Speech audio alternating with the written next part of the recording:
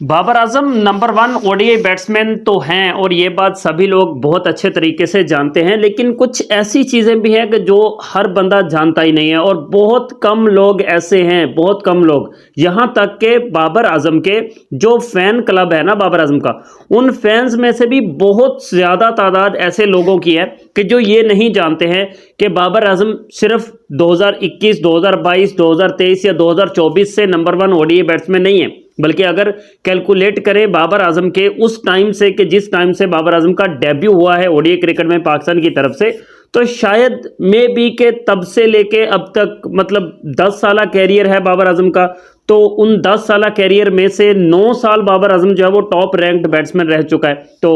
वो बहुत सारे लोगों को मालूम नहीं होगा, क्योंकि कल मैंने वीडियो बनाकर अपलोड कर दी थी जिसमें मैंने कहा था कि बाबर आजम जो है वो 2021, 2022, 23 और 24 में confirmed as a number 1 ODI batsman जो है वो अपने इस ईयर को भी फिनिश करने वाले हैं, इस सीजन को भी फिनिश करने वाले हैं। लेकिन 9 साल कैसे पूरे हुए हैं उस पर हम लोग डिटेल के साथ बात करेंगे। अगर आप लोग पहली बार मेरे चैनल पर आए हैं और क्रिकेट लवर हैं तो भाई वीडियो को लाइक और चैनल को सब्सक्राइब आप दोस्तों ने लाजमी से करना है।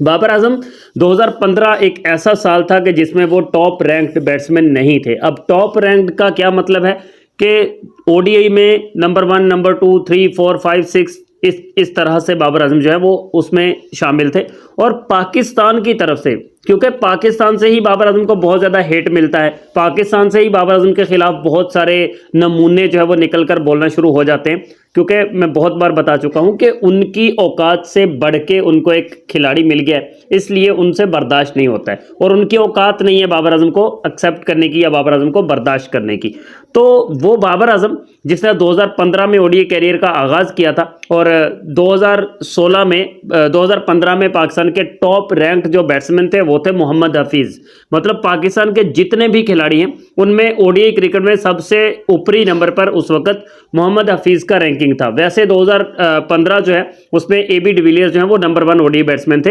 लेकिन पाकिस्तानी अगर किसी की बात करें तो जो टॉप 10 के अंदर थे या टॉप रैंक्ड थे, चाहे वो 11वें 12वें नंबर पर भी थे, लेकिन जो पाकिस्तान का सबसे हाईएस्ट रैंक्ड बैट्समैन था ओडीआई में उनका नाम था मोहम्मद हफीज। लेकिन 2016 आया तो बाबर आजम पाकिस्तान के टॉप रैंक्ड हो गए। 2016 में विराट कोहली ओडीआई क्रिकेट पर राज कर रहे थे और वो ओडीआई के नंबर 1 बैट्समैन थे विराट कोहली, लेकिन पाकिस्तान के बाबर आजम जो है वो उस वक्त उस लिस्ट के अंदर मौजूद थे और नंबर 4 पर मौजूद थे। बाबर आजम 2016 में, मतलब अभी कैरियर को 1-1.5 साल ही हुआ था, तो बाबर आजम जो है वो टॉप 5 के लिस्ट के अंदर पहुंच गए थे,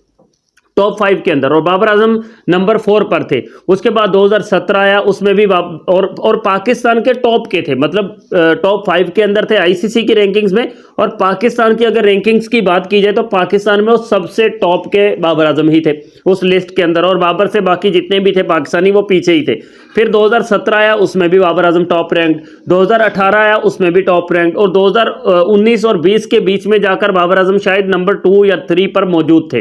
फिर भी पाकिस्तान के टॉप रैंक ही थे। फिर जैसे ही 2021 आया तो विराट कोहली को क्रॉस करके बाबर आजम जो है वो नंबर 1 पर पहुंचे, और उसके बाद बाबर आजम ने कहा कि भाई अब मुझसे ये जगह कोई नहीं छीन सकता और अब ये मेरी ही जगह है। तो काउंटिंग स्टार्ट कर दीजिए। 2016, 17, 18, 19, 20, 21, 22, 23 और 24, स्ट्रेट 9 ईयर्स, स्ट्रेट 9 साल भाईजान, स्ट्रेट 9 साल पाकिस्तान की ओडीआई क्रिकेट में टॉप रैंक्ड बैट्समैन है बाबर आजम। और यही बाबर आजम में वो क्वालिटीज हैं कि जो बाबर आजम को सब बैट्समैन से डिफरेंट रखती हैं। लोग उंगलियां उठाना शुरू कर देते हैं बाबर आजम की स्ट्राइक रेट को लेकर। भाई हर क्रिकेट में ऐसा चलता है, और जितने भी आपको टॉप रैंक्ड बैट्समैन मिलेंगे उनकी जितनी भी उनकी जो स्ट्राइक रेट्स है ना टी20 क्रिकेट को छोड़ के ओडीआई क्रिकेट में, उनकी जो स्ट्राइक रेट्स हैं वो यही 70, 80 और 90 के बीच में घूमती हैं।